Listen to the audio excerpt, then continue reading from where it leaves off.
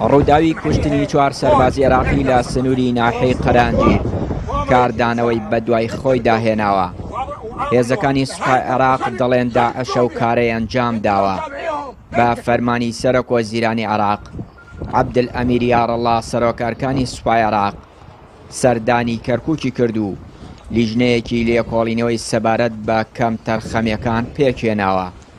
هاوکات فەرماندەی ژووری هێزە هاوبەشەکانی عێراق ئامری فەوجی یەکی لیوای سیویەکی فێرقەی هەشتی سوپای عێراق و ئەفسەری هەواڵگری فەوجەکەی دەست بەسەر کردووە.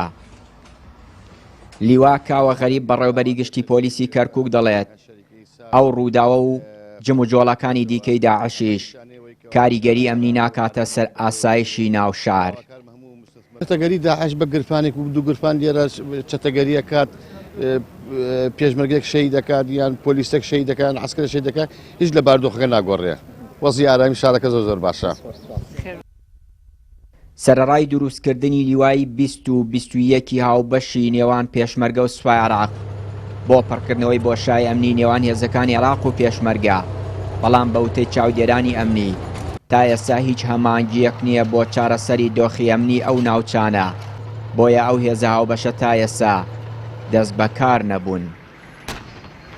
بە بۆچوونی من ئەم کارساتانە ئەم جم و جۆلانەی داعش ئەگەڕێتە بۆ ئەوەی کە بەتابەتی لە کەرکووک و دەور و پشتی کەرکووک و ئەو کەرکووک زۆرترین جێگای هەیە کە لیکەنداوە بە هەرێمی کوردستانەوە ئێستا کە پێ دەڵێن مەناتق متەنازعە ناوچە ناکۆکەیەکان کە لەو بەرەوە پێشمەرگەیە و لەم بەریشەوە سوپای عێراقە لە نێوانیانە بۆشایەکی زۆر هەیە.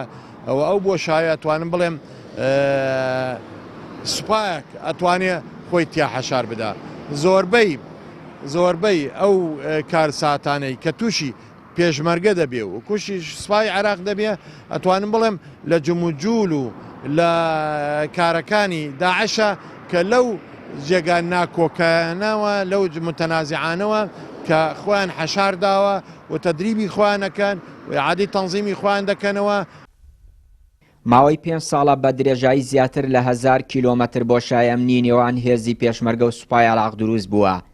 هەرچەندە هەوڵەکان بۆ چارەسەری دۆخی ئەمنی و پڕکردنەوەی ئەو بۆشایە ئەمنیانە بەردەوامە، بەڵام تا ئێستا حکوومەتی هەرێمی کوردستان و عێراق نەگەشتون بە ڕێکەوتنی کۆتایی.